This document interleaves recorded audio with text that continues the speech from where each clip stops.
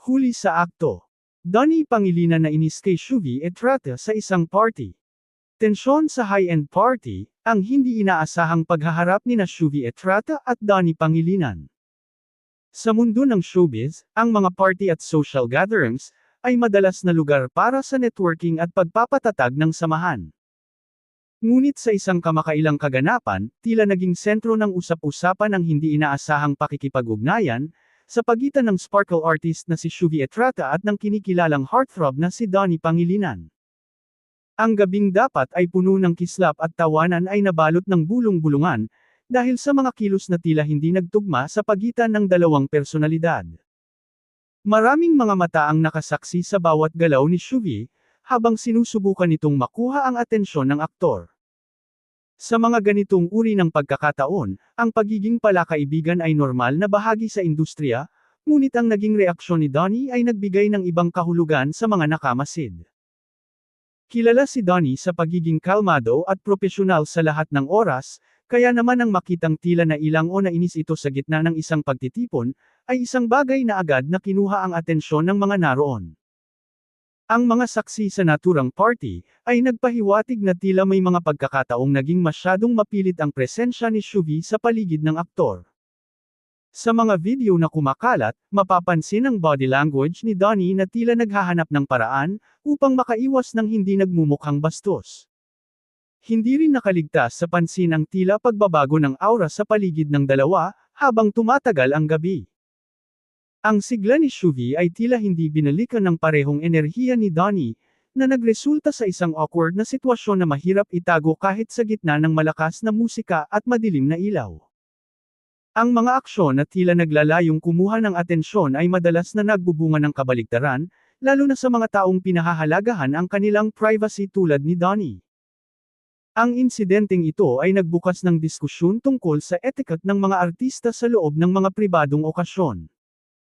Habang ang lahat ay nagnanais na magkaroon ng magandang imahe, ang katotohanan ng nararamdaman ay madalas na lumalabas sa mga hindi inaasahang pagkakataon. Ang pagkainis na makikita sa mukha ni Donnie Pangilinan, ay nagsilbing paalala na ang mga artista ay tao rin na may hangganan ng pasensya, anuman ang ganda ng suot o gara ng lugar na kinalalagyan.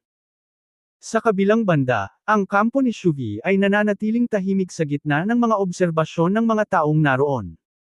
Marami ang nagtatanong kung ito ba ay isang simpleng hindi pagkakaunawaan o kung may mas malalim na dahilan sa likod ng tila pag-iwas ni Donnie Pangilinan kay Shuvi Estrada. Ang atmosfera sa loob ng party ay nagbago mula sa pagiging masaya patungo sa pagiging mapagmatsyag. Ang bawat kilos ni Donnie ay binabantayan kung lalapit ba siyang muli o tuluyan ng lalayo.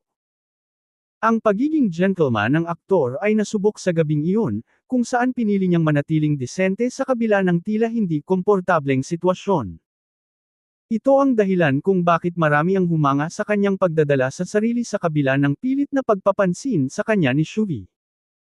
Hindi ito ang unang pagkakataon na may lumapit sa kanya, ngunit ito ang isa sa mga bihirang pagkakataon na ang kanyang emosyon ay naging masyadong halata para hindi mapansin ng mga saksi.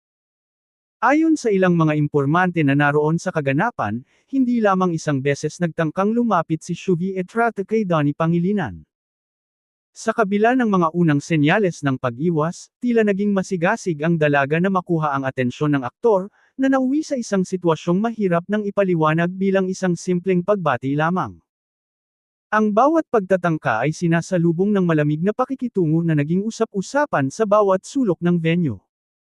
Kapansin-pansin ang naging kilos ni Donnie na tila naghahanap ng kumpas mula sa kanyang mga kasama upang makaalis sa sitwasyon. Ang pagiging too close for comfort ni Shuvi ay naging sanhi ng pagkunot ng noo ng aktor, isang ekspresyong bihirang makita sa kanya, lalo na't kilala siya sa pagiging palangiti sa mga social events. Ang tensyon ay lalong tumindi nang mapansin ng iba pang mga bisita ang pilit na pagdikit ni Shuvi sa mga group photos o mga pagkakataong nag-uusap ang aktor at ang kanyang mga malalapit na kaibigan. Ang bawat sulyap ni Donnie sa kanyang relo o sa kanyang telepono ay naging hudyat ng kanyang pagnanais na matapos na ang naturang pakikipag-ugnayan. Ayon sa mga nakalap na impormasyon mula sa mga taong malapit kay Donnie Pangilinan, ang aktor ay mas piniling manatiling tahimik, at hindi na palakihin ang isyu, upang mapanatili ang kaayusan sa industriya.